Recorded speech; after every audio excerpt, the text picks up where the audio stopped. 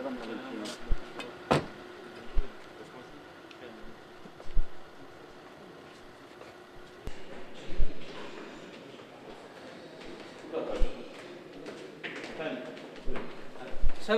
Aleykümselam ve rahmetullah. Selamünaleyküm. İyisiniz inşallah. Elhamdülillah. Elhamdülillah. Allah razı olsun. Hoş geldiniz. Buyurun, buyurun. Hoş geldin. Teşekkürler. İyi, sağ olun. Allah razı olsun. Şöyle alalım. Allah yardımcınız olsun. Amin. Hoş geldiniz, safa Hoş bulduk. getirdiniz. Allah razı olsun. Teşekkür ediyoruz bu ziyaretinizden dolayı da. Öncelikle yeni görevinizde başarılar diliyoruz. Teşekkür ederim.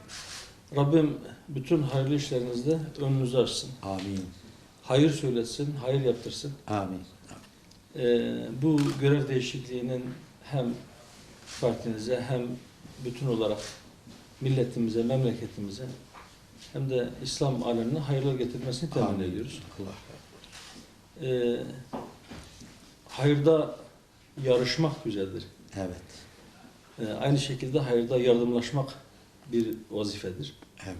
İnşallah memleket meselelerinde hayırlı gördüğümüz bütün konularda İnşallah.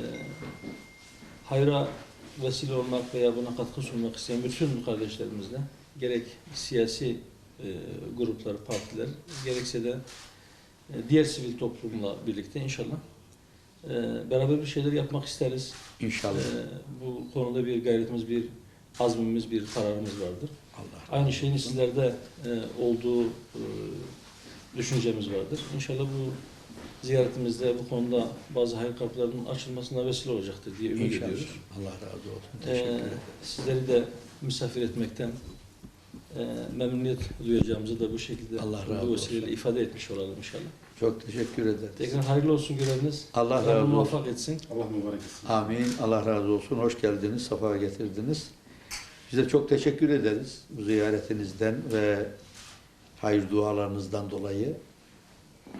Memleketimiz hakikaten badireli bir dönemden geçiyor. Sadece memleketimiz değil, içinde bulunduğumuz bölgede, bütün dünyada Evet. çok zor bir dönemden geçiyor. Kafalar her konuda karışık. Şiddet aldı başını gidiyor.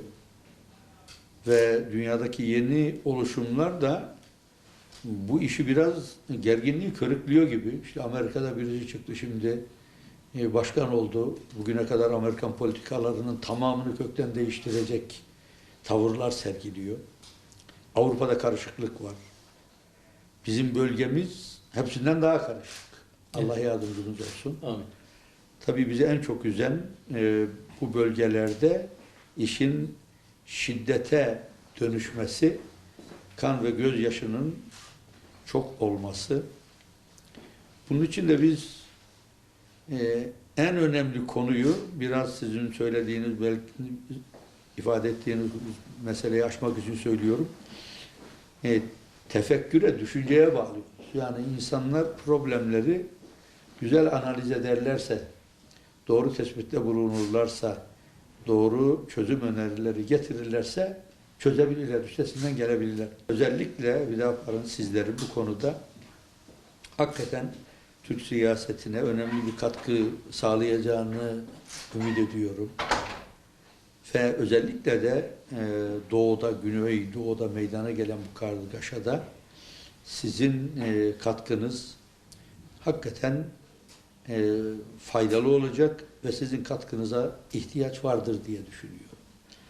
Elhamdülillah temelde aynı inancı paylaşmak bizim için önemli bir dayanak.